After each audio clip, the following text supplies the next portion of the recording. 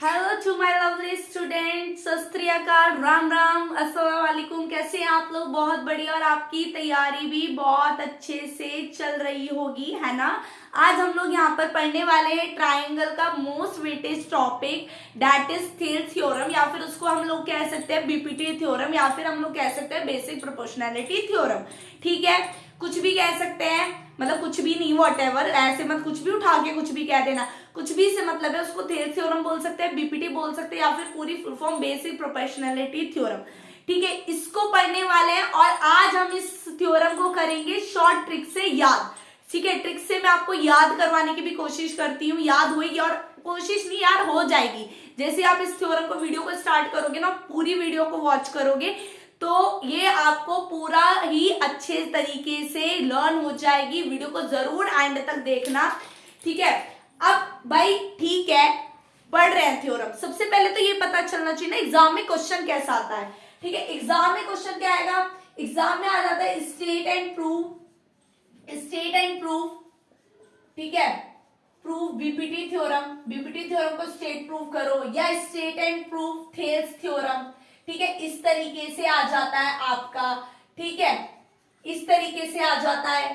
और अगर आपको आता है कि खाली स्टेट बीपीटी, स्टेट बीपीटी का मतलब होता है कि आपको सिर्फ केवल और केवल उसकी स्टेटमेंट लिखनी है। ठीक है, स्टेट बीपीटी का मतलब है कि आपको उसकी स्टेटमेंट लिखनी है। और हाँ, बस बाय चांस ऐसा होता है कि ठीक है नहीं लिखा उसने प्रूव करने के, लेकिन तो हम उस पर देखेंगे कि वो कितने मार्कर का है, 2 नंबर का है या 3 नंबर का, क्योंकि जो बीपीटी थ्योरम है वो आपकी 3 नंबर में ही आती है, 3 नंबर की मानी जाती है। अगर ये 5 नंबर में आएगी तो इससे रिलेटेड आपको एक एप्लीकेशन, इसके एप्लीकेशन पे बेस्ड आपको एक क्वेश्चन दिया जाएगा। खाने की कह रहे थे।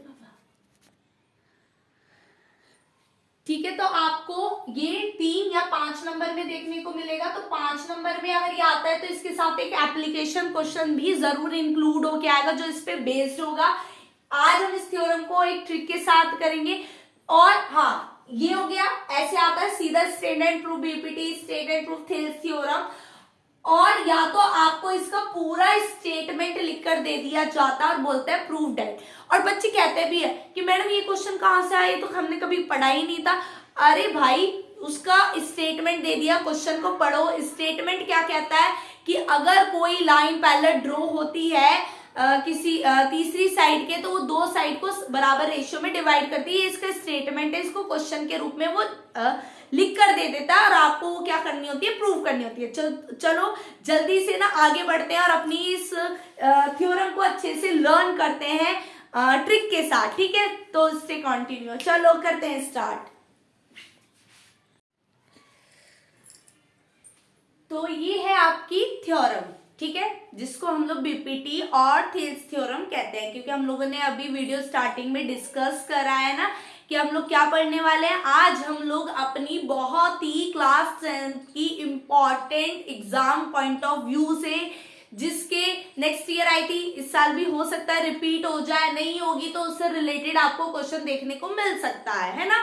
अभी हम लोगों ने अपनी वीडियो स्टार्टिंग में ये चीज डिस्कस करी है और क्या कहा था कि आज हम लोग लेकर आने हैं आप लोगों के लिए शॉर्ट ट्रिक। इसको मैं आपको लर्न कराऊंगी। लर्न क्या कराऊंगी, मतलब चुटकियों में आपको ना टिप्स पे ये याद हो जाएगी आपको शॉर्ट ट्रिक से। इसको मैं हम लोग लर्न करने वाले हैं।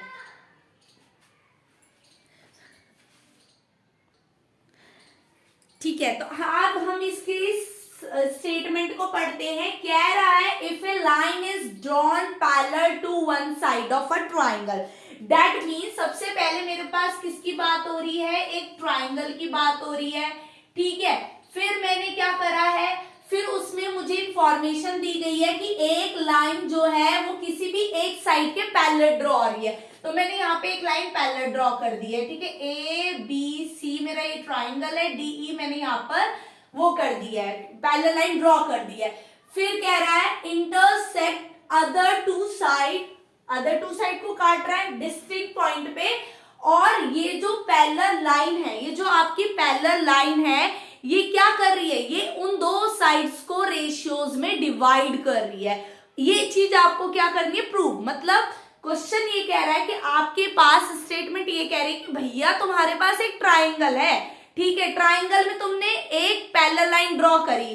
अब भाई ऑब्वियस सी बात है, हर कॉमन सेंस सी बात है कि जब हम पैरेलल लाइन ड्रॉ करेंगे तो वो दो डिस्टिंक्ट पॉइंट को तो इंटरसेक्ट करेगी। भाई साइड से ड्रॉ करेंगे तो साइड को जाके तो कट करेगी, काटेगी ही। तो ये जो लाइन काट रही है ये इसको सेम रेशियो में डिवाइड करनी है। मतलब आपको प्रूव करना है कि AD अपॉन में BD is equals to AE upon में EC। ये आपको प्रूव करके दिखाना है, ठीक है, ये प्रूव करना है। ठीक, इतना समझ में आ गया, स्टेटमेंट समझ में आ गया। आई होप सबको बढ़िया तरीके से क्लियर हो गया होगा। अब हम लोग स्टार्टिंग कैसे करेंगे, ये प्रूव करना है, ठीक है, ये मैंने बताया कि आपको प्रूव करना है। निकालेंगे कैसे भाई, गिवन है, क्या क्या गिवन है, गिवन ये है कि हमने एक लाइन जो है वो ड्रॉ करी है, पैरेलल ड्रॉ करी है। मतलब आपको इस स्टेटमेंट ही उतार देना थोड़ा सा। पैरेलल ड्रॉ करी है to a one side, a line drawn parallel, ठीक है, पैरेलल लाइन ड्रॉ करी, कौन सी करी है भाई, DE is parallel to BC। ये हम लोगों ने क्या करी है, ड्रॉ करी है, ये हम लोगों को गिवन है, ठीक है, गिवन है। उसके बाद हम लोगों को क्या करना है, हम लोगों को लिखना है प्रूफ। भाई हमें प्रूफ क्या करना है, हमें प्रूफ करना है AD अपॉन में BD is equals to AE upon में EC। अभी बताया ना कि किस में डिवाइड कर रहा है, उसको सेम रेशियो में डिवाइड कर रहा है, ठीक है। फिर हम लोग क्या करेंगे, कंस्ट्रक्शन करेंगे। भाई कंस्ट्रक्शन करेंगे, कंस्ट्रक्शन क्या करा हमने D से एक परपेंडिकुलर ड्रॉ करा है M, ठीक है, E से परपेंडिकुलर ड्रॉ करा है N। तो आप डालोगे यहाँ पे कंस्ट्रक्शन और ज्वाइन कर दी हमने BE और CD, हमने ज्वाइन कर दी। तो हम लिखेंगे कि एक तो हमने करा है ड्रॉ EN परपेंडिकुलर AD, ठीक है, और DM परपेंडिकुलर AE, ठीक है। आगे बात समझ में, EN किसके परपेंडिकुलर ड्रॉ करा है, AD के, और DM किसके परपेंडिकुलर करा है, AE के। ये कंस्ट्रक्शन लिखनी है और लिखना है जॉइन BE एंड CD। देखो बच्चा, मैं क्यों लिखवा रही हूँ, गिवन प्रूफ और कंस्ट्रक्शन क्यों लिखवा रहे, भाई बाय चांस, खुदा ना खास्ता हमारा बैड लक चल रहा हो और हमारी बुद्धि में रावण बैठ गया हो और हम अपने क्वेश्चन को भूल गए हो, तो कम से कम गिवन प्रूफ और कंस्ट्रक्शन लिखकर हम लोगों को एग्जामिनर दया रहम कर एक आधा नंबर तो दे ही देगा। और हमारे लिए एक आधा नंबर भी बहुत ज्यादा इंपॉर्टेंट है, ठीक है।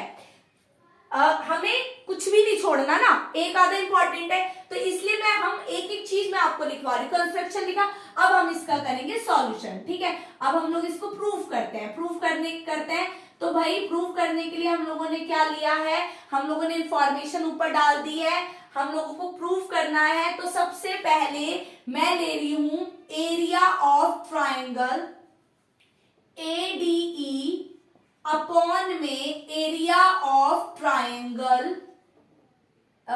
देखो ट्रिक क्या है, याद करो। देखो अब आप कहोगे भाई ADE ही क्यों लिया तुमने, क्यों लिया ADE है भाई, मैडम आपने बोल दिया ADE उठा लो, ADE उठा लेंगे, हम ऐसे उठा लेंगे। हम आजकल के बच्चे, हमें प्रूफ चाहिए कि ADE क्यों लेना है। तो देखो सबसे पहले जो आपको प्रूफ क्या करना है, आपको प्रूफ करना है AD अपॉन BD। AD कौन से ट्राइंगल में आ रही है, ADE ट्राइंगल में आ रही है, आपने ADE ट्राइंगल ले लिया। BD कौन से ट्राइंगल में आ रही है, BD आ रही है BDE ट्राइंगल में, ठीक है, ट्राइंगल BDE, या आप इसको EDB भी लिख सकते हो, ठीक है, आपने लिया। अब एरिया ऑफ ट्राइंगल बचपन में पढ़ा है हमने, मतलब बचपन में आई मीन नर्सरी क्लास में नहीं, मतलब 6th 7th 8th में हम लोगों ने एरिया ऑफ ट्राइंगल पढ़ा है, पढ़ते आ रहे। हाफ बेस इनटू हाइट, क्या ट्राइंगल होता है, एरिया क्या होता है, हाफ बेस इनटू हाइट, ठीक है। फिर इसमें भी वही हो जाएगा, हाफ बेस इनटू हाइट, ठीक है। हाफ बेस क्या है, बेस वो होता है जिससे परपेंडिकुलर ड्रॉ होता है, ठीक है। तो परपेंडिकुलर किस पे ड्रॉ हो रहा है भाई, परपेंडिकुलर जो है देखो ये रहा, पहले इसी की बात कर लो, ये हो गया आपका बेस, ठीक है, और ये हो गया आपका परपेंडिकुलर। तो AD इंटू में EN, ठीक है, बेस हो गया। फिर BDE की बात कर रही हूं, याद रखना ट्रिक यही है कि आप जो ट्राइंगल ले रहे हो आपने एडी लिया, आपने बीडी लिया, मतलब आप इस साइड की ट्राइंगल ले रहे हो, तो आप पहले वाले परपेंडिकुलर की बात करोगे, ठीक है। तो हाफ प्रूफ में क्या लेना है, बीडी, बेस ले लिया मैंने बीडी, और इसका परपेंडिकुलर ही ले लिया मैंने ईएन, सेम लेना है। ट्रिक क्या याद करनी है कि जो मैंने परपेंडिकुलर पहले उठाया है, लिखा है, ठीक है, उससे रिलेटेड ही मुझे यहाँ पे ट्राइंगल लिखना और उससे रिलेटेड मुझे यहाँ पुट करना है, ठीक है। तो मैंने ईएन परपेंडिकुलर एडी डाला है, एडी ही लेनी थी मुझे, एडी लिया, एडी के साथ कौन सा परपेंडिकुलर ड्रॉ हो रहा है, ईएन, तो मैंने ईएन ही डाला है। मुझे अपॉन में बीडी चाहिए, मैंने बीडी डाल दिया, परपेंडिकुलर मैं वही डालूंगी, कुछ भी हो जाए मुझे यही परपेंडिकुलर ही डालना है। अब आप लोग सोचोगे भाई कोई हलवा है क्या, ठीक है, ट्राइंगल कुछ भी बोल रही है, ट्राइंगल यहां बन रहा है, परपेंडिकुलर यहां ड्रॉ करना है, यहां हो रहा है, ऐसे कैसे उठा ले। तो बेटा ये क्या है, ऑब्ट्यूज एंगल ट्राइंगल है। देखो ध्यान से समझो, आप लोग सोचो, देखो ये आपका हाइट डिस्टेंस क्या होती है, परपेंडिकुलर डिस्टेंस क्या होती है, जो बिल्कुल टॉप पे होता है ना, बिल्कुल टॉप पे, स्ट्रेट टॉप पे, उसको कोने को, उस कोने को आप मेजर करते हो ग्राउंड से। तो ग्राउंड से आपने इसको मेजर करा, ये 90 डिग्री का परपेंडिकुलर हो गया, मतलब ये इस ट्राइंगल के बीच में बन गया, ठीक है। अभी अगर मैं ऑब्ट्यूज एंगल की बात करूं, सपोज करो ये ट्राइंगल कुछ इस तरीके से होता, ठीक है, तो इसका सबसे टॉप कोना, ग्राउंड ये है, ग्राउंड ये है, और टॉप कोना क्या है, ये वाला।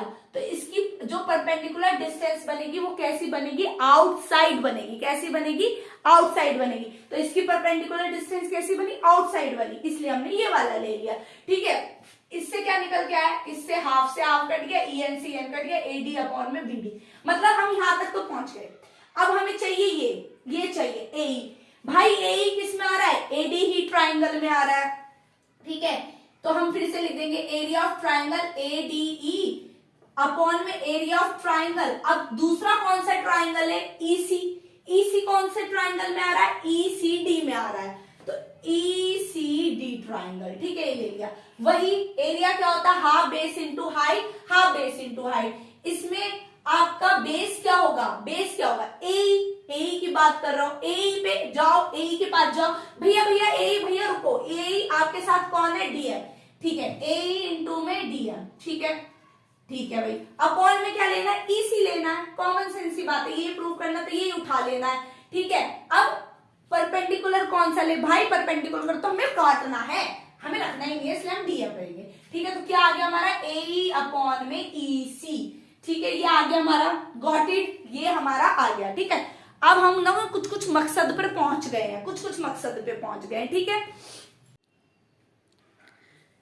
ठीक है, हम लोग कुछ कुछ मकसद पे पहुंचे। इसको मैंने मान लिया फर्स्ट इक्वेशन, इसको मैंने मान लिया सेकंड इक्वेशन, इतना कर लिया, इतना कर लिया। उसके बाद क्या है, अब आपको यार क्या करना है, आपको क्या करना है, आप ये देखो ना, ट्रिक देखो, दूसरी ट्रिक देखो, आपको ये एडी लिखा है, यहाँ पे भी एडी लिखा है, भाई अगर आप इन दोनों ट्राइंगल को इक्वल कर दो तो ये चीज आपस में इक्वल आ जाएंगी, है ना, इक्वल आ जाएंगी। अब इन दोनों को किस तरीके से लिखे, तो इसके लिए एक स्टेटमेंट है, 9th क्लास में थ्योरम थी, वो स्टेटमेंट आपको थोड़ा सा लर्न करना पड़ेगा, वैसे कुछ बड़ी बात नहीं है, इतना समझ के ही लर्न हो जाता है। क्या स्टेटमेंट थी कि भाई क्या बोलते हैं, एरिया ऑफ टू ट्राइंगल, नहीं यहां से नहीं, उस मतलब अपने वर्ड्स में बनाएंगे, if a two triangles lie on the same base and between same parallel lines,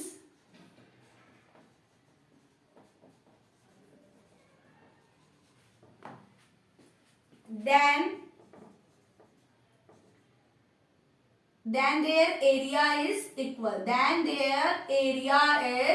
तो उनके एरियाज कैसे हो जाएंगे, इक्वल हो जाएंगे।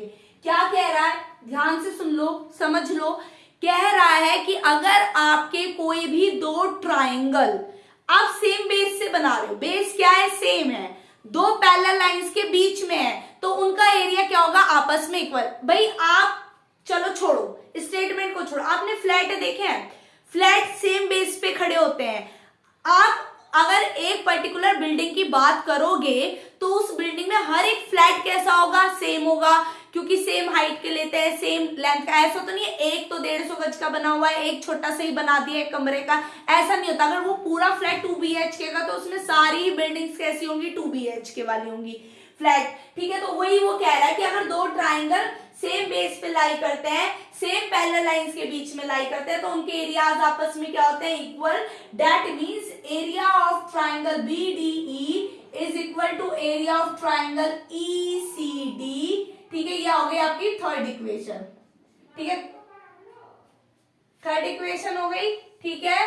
तो अब हम यहां लिखेंगे, मेरे पास स्पेस नहीं है, from first second and third, ठीक है, from first second and third AD upon में BD is equal to AE upon में EC। क्योंकि देखो ना आपने AD तो सेम ही है, हमने BD और ACD को आपस में इक्वल प्रूव कर दिया, तो इसका मतलब ये भी आपस में इक्वल प्रूव हो जाएंगी, और तीनों इक्वेशन से फर्स्ट और सेकंड थर्ड से हमारा ये इक्वल हो गया, और ये हमें प्रूव करना था, तो हम लिख देंगे हैंस प्रूव। आई होप आप लोगों को बहुत अच्छे से ये वाली थ्योरम एक्सप्लेनेशन बहुत अच्छे तरीके से क्लैरिफाई हो गई होगी। प्लीज प्लीज प्लीज अगर आप चैनल पे नए हो तो प्लीज चैनल को सब्सक्राइब करना मत भूलना। ऐसे ही इंफॉर्मेटिव वीडियोस के लिए इस चैनल को जरूर सब्सक्राइब करो। अगर आपको किसी भी 10th क्लास के या 9th क्लास के, मतलब कोई भी क्लास के, अगर किसी भी रिलेटेड टॉपिक में आपको प्रॉब्लम है तो प्लीज मुझे कमेंट करके जरूर बताना, और ये भी बताना कि हाँ आपको ये थ्योरम कितने अच्छे तरीके से समझ में आई है, ठीक है। मैं अपने बहुत ही ज्यादा बिजी शेड्यूल से आपके लिए वीडियोस बनाती हूँ, कोशिश करती हूँ कि आप तक मैं अपनी नॉलेज को इनहेंस कर सकूं और मुझे भी आप लोगों से कुछ नया सीखने को मिले, ठीक है।